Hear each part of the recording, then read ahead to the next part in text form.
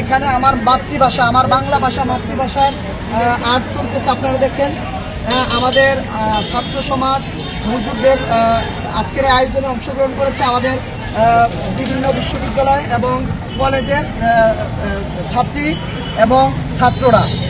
আর এখানে হচ্ছে আপনারা দেখতে পাচ্ছেন আমাদের পিছনে, এখানে হচ্ছে আমাদের আরবি, অর্থাৎ আমার রবের ভাষায়, আমার রসুলের ভাষায়, যেই ভাষার দ্বারা অনেকে চুলকানি হয়, এই ভাষা দিয়ে আমরা আমার মাতৃভূমি যে দ্বিতীয়বার স্বাধীন হয়েছে ওই স্বাধীনতা উপভোগ করতেছি এবং শহীদদের নাম এখানে লেখা আছে। এবং আপনারা দেখতে পাচ্ছেন এর একটু পরে ওইদিকে দেখাবেন আপনি কষ্ট করে, ওইদিকে সনাতনী ধর্ম অর্থাৎ হিন্দু ধর্মের ভাইদেরকে আমরা সাথে নিয়েছি। ওরা ওদের ধর্মের ভাষায় আমাদের স্বাধীন দেশকে উপভোগ করছে। এটা কিন্তু এই নরসিংদীতে এই প্রথম। আমরা নরসিংদী থেকে আমাদের এখানে বড় সিনিয়র অনেক ভাইরা আছেন, ওনাদের পক্ষ থেকে আমরা ঘোষণা করতে চাই সারা বাংলাদেশে আজকে যে স্বাধীন রাষ্ট্র দ্বিতীয়বার কায়েম হয়েছে, এই দ্বিতীয়বার স্বাধীন রাষ্ট্র উপভোগ করুন। যার যার ধর্মের ভাষায়, যার যার ধর্মকে নিয়ে স্বাধীনভাবে এই রাষ্ট্র উপভোগ করার দায়িত্ব আমাদের সকলের আছে।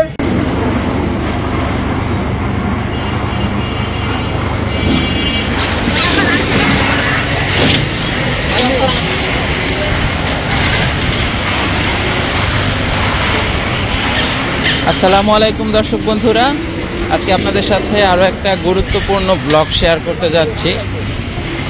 তো আমার ব্লগের মাধ্যমে তো আমাদের সমাজ, আশেপাশের পরিস্থিতি কখন কি হচ্ছে উঠে আসে, সেই সাথে আমাদের আশেপাশের লোকালয়, লোকেশন। তো আজকে দেখতে পাচ্ছেন আমরা নরসিংদীর যে রাস্তায় আছি, এটি হচ্ছে কলেজ রোড,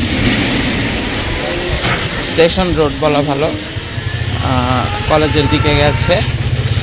তো স্টেশন রোডের এদিকে আমরা এই উদ্দেশ্যে যাচ্ছি। আপনারা সবাই জানেন যে দেশ স্বাধীন হওয়ার পর সারা বাংলাদেশের বিভিন্ন প্রান্তে শিক্ষার্থীরা পরিষ্কার পরিচ্ছন্নতার কাজ করছে, ট্রাফিকের কাজ করছে, দেয়ালে দেয়ালে গ্রাফিতি, ক্যালিগ্রাফি অঙ্কন করছে, সব কিছু ফুটিয়ে তুলছে। তো এর মাঝে একটা ঘটনা ঘটে, সেটা হচ্ছে আরবি ক্যালিগ্রাফি করা হয় বা আরবি গ্রাফিতি করা হয় এবং সেটা মুছে দেয়া হয়।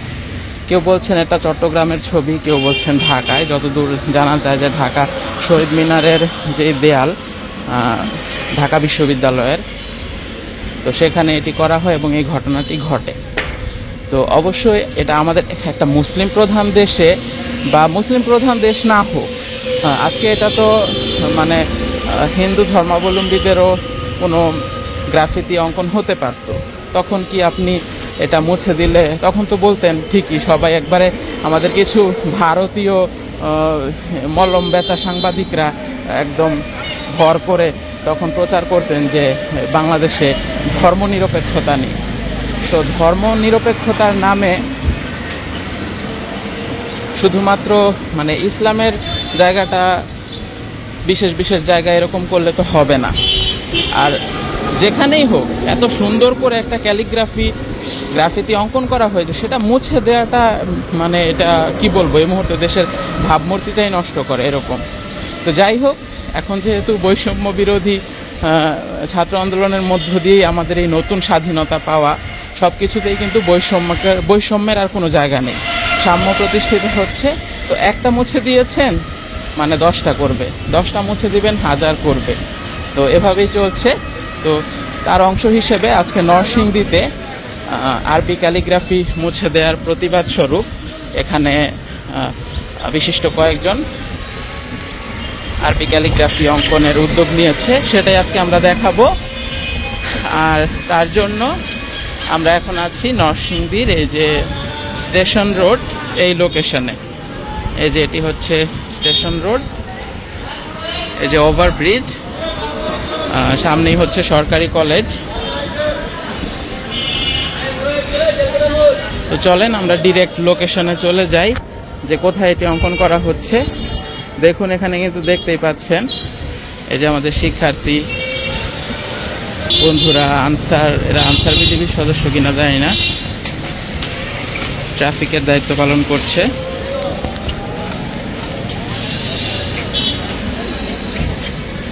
এই যে সরকারি কলেজের এখানেও গ্রাফিতি অঙ্কন চলছে।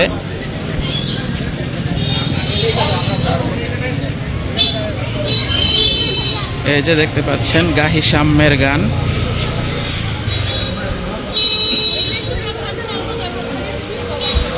এই যে দেয়ালে দেয়ালে অঙ্কিত হচ্ছে দৃষ্টিনন্দন আরবি ক্যালিগ্রাফি।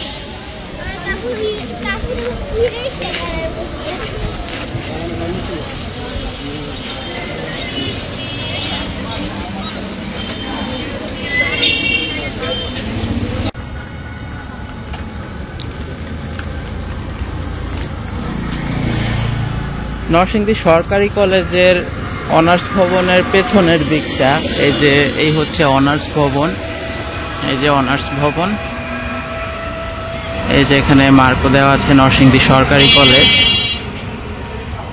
তো এটা হচ্ছে আমাদের এই শিক্ষা চত্বরের দিকেকার রাস্তা, এটা ওই হচ্ছে শিক্ষা চত্বর। আর এই যে এদিক থেকে এদিকে হচ্ছে এটা স্টেশন রোড, মানে ওভারব্রিজ।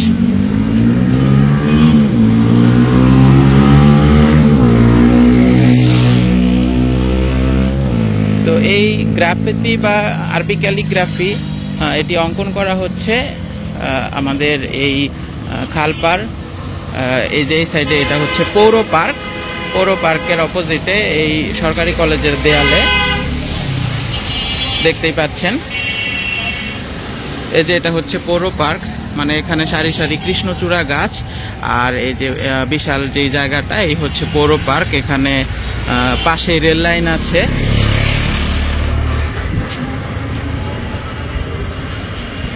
তো চলুন আমরা দৃষ্টিনন্দন গ্রাফিতি অঙ্কন করা দেখি, এবং দেখার মাধ্যমেই আমরা যে আজকের বার্তাটি, যে ধর্মনিরপেক্ষ বাংলাদেশ, এখানে শুধুমাত্র বাংলা ভাষা তো আমাদের মাতৃভাষা, সেটা আছেই, কিন্তু এখানে সব কিছুর জায়গা থাকবে।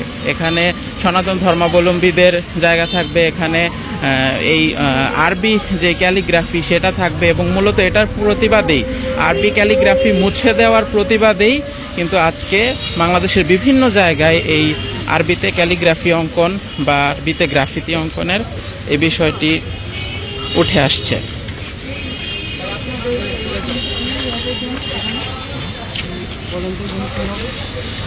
ধর্মীয় সাংস্কৃতিক চিহ্ন,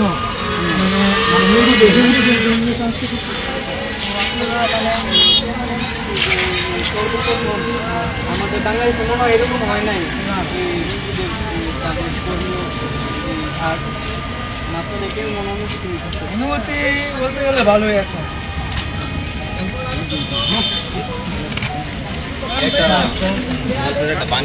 বলেন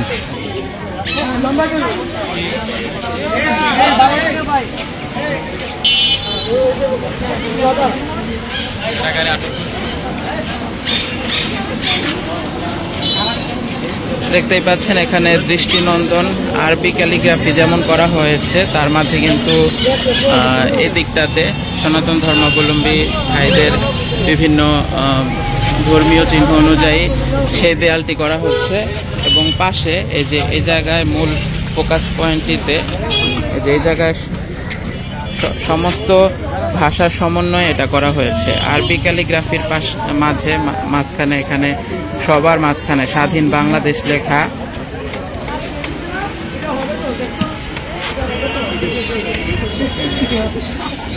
এবং এই যে তাহমিদ এখানে সাইডে অনেকগুলোতে লেখা আছে।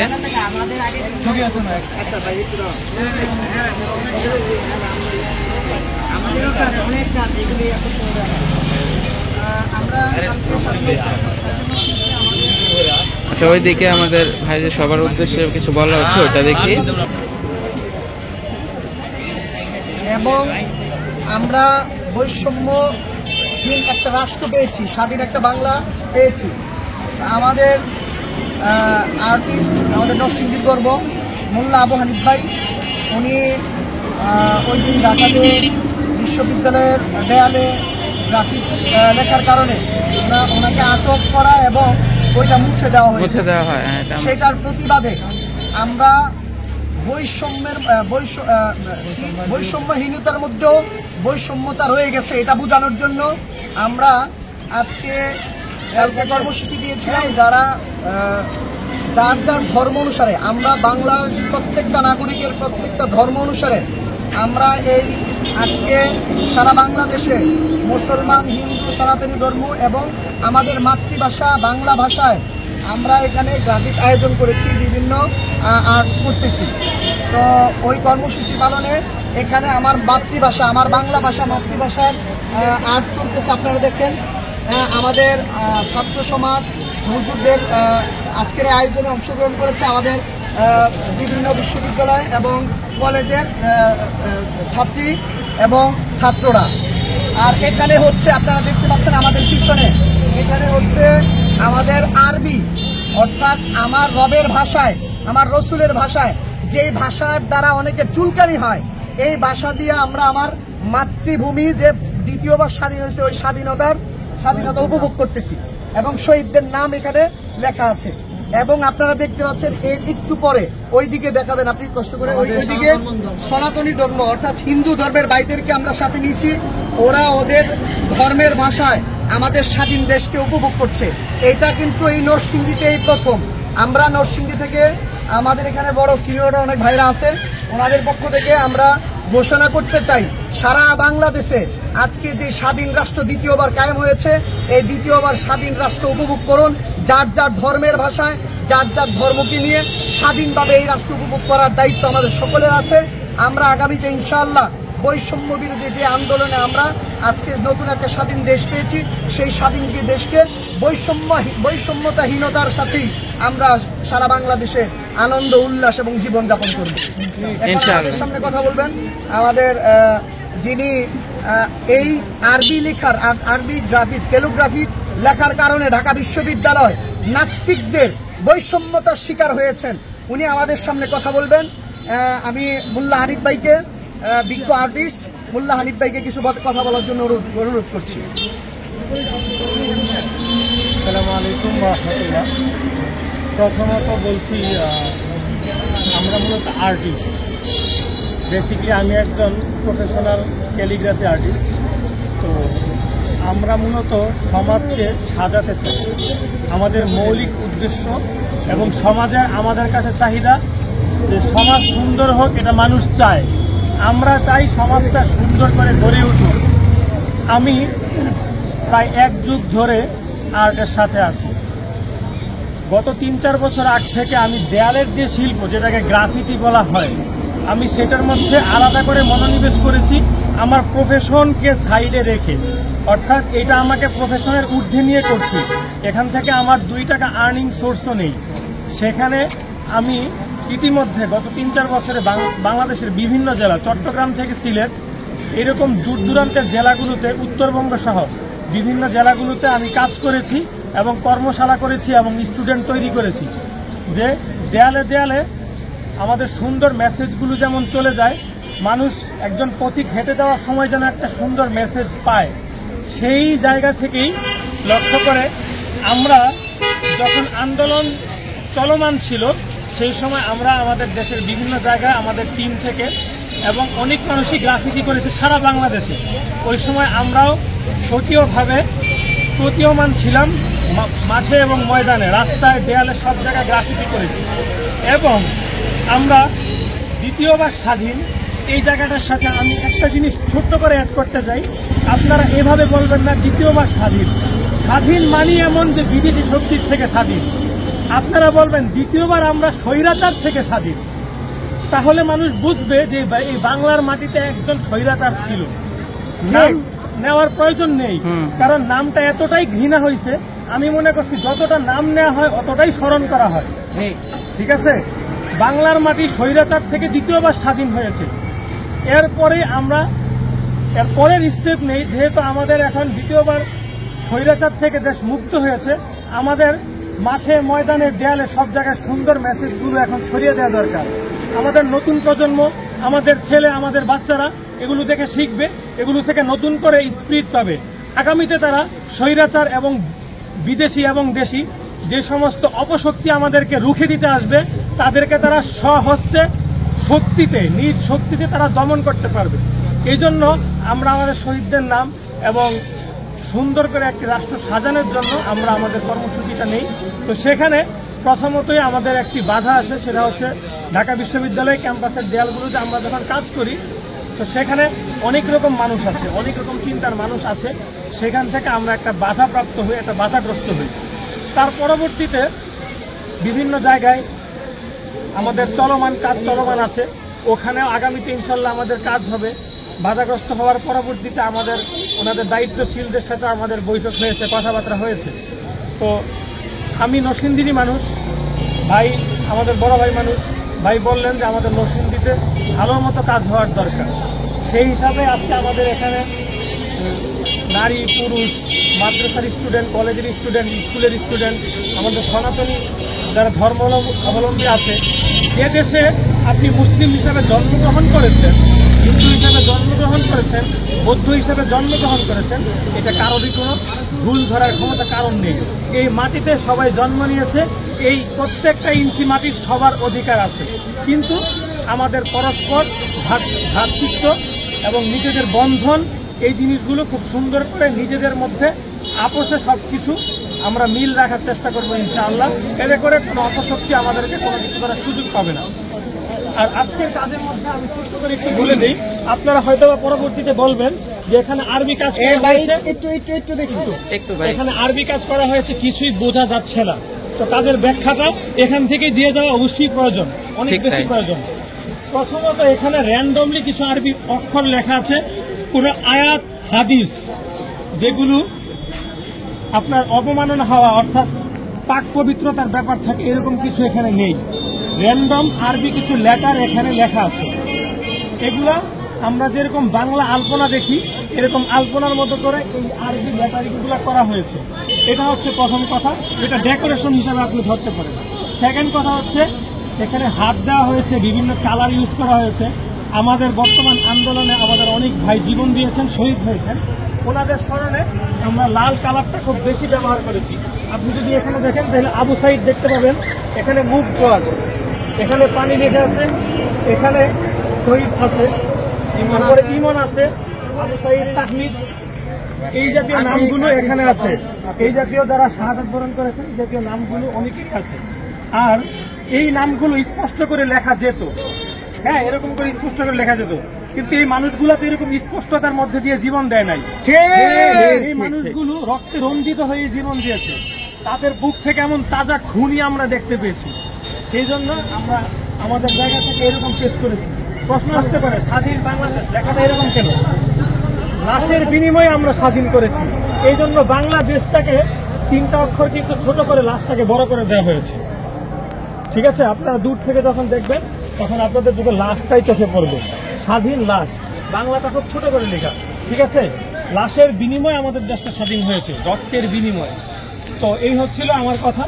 আমাদের কাজটা আশা করি আপনাদের কাছে অবশ্যই, অর্থাৎ এখানে শুধুমাত্র আরবি ক্যালিগ্রাফি না, মানে সকল কিছুর একটা সুন্দর সমন্বয় হয়েছে। অবশ্যই সমন্বয় আছে।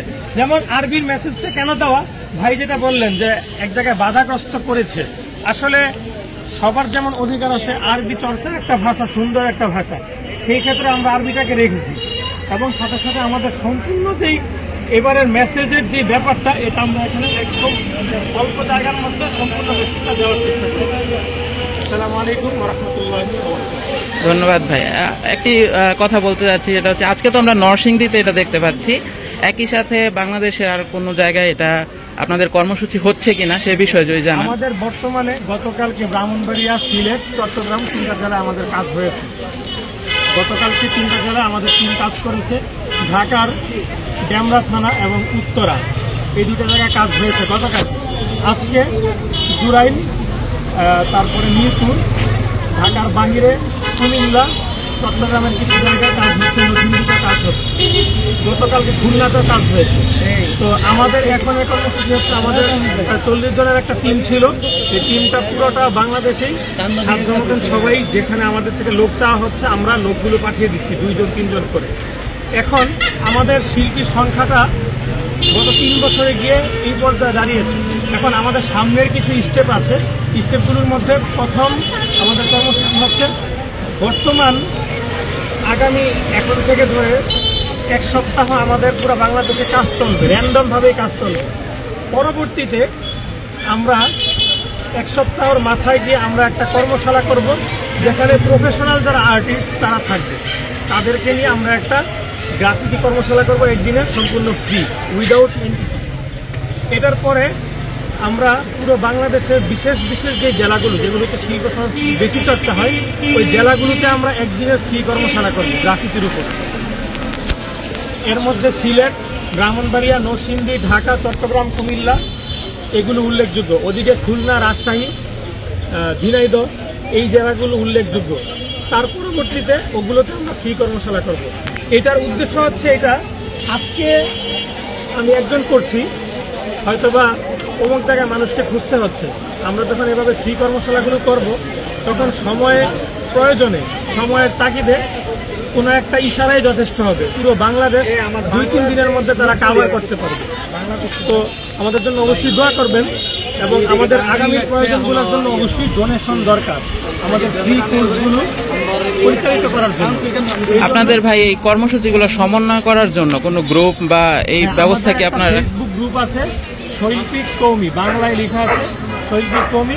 ওখান থেকে ইতিপূর্বে গত 3 বছরে আমরা বাংলাদেশের বিভিন্ন জায়গাতে আমরা ক্যালিগ্রাফি আর্ট ক্যাম্প করতাম। 30 জন 40 জনের টিম দিয়ে আমরা ক্যানভাসে আঁকাআঁকি করতাম। এখন সেটার থেকে আমরা দেয়ালেও মেসেজটা সাথে অ্যাড করতে চাচ্ছি। যেহেতু আপনারা সারা বাংলাদেশে এটা কর্মসূচি হচ্ছে, অনেক বড় একটা গ্রুপ, তো আমাদের মূল ধারার গণমাধ্যম যেগুলা এগুলা বেশি মানে প্রচার করতে চায় না বা হয় না বাংলাদেশে, সেই প্র্যাকটিসটা নাই। দেখবেন এরকম আপনারা তাদেরকে সংযুক্ত করতে যাচ্ছেন কিনা, সেটা সাংবাদিক ভাই হতে পারে বা এরকম কোনো কানেকশন? এটা অবশ্যই দেখা যায়, আমরা যখন প্রথম ছিলাম তখন অনেক চেষ্টার পরেও যে একটা গণমাধ্যম আমরা পেতাম। সেকেন্ড টাইম মানুষ কিছু কিছু পাওয়া যাচ্ছে, তবে সেটা আমাদের উদ্যোগ এবং স্কিল যেই পরিমাণ আমাদের এখানে শিল্পী আর্টিস্টরা আছেন সেই অনুযায়ী যথেষ্ট নয়। ভালো গণমাধ্যম আমাদের কাছে অবশ্যই এগিয়ে আসা প্রয়োজন মনে করছে। জি অবশ্যই।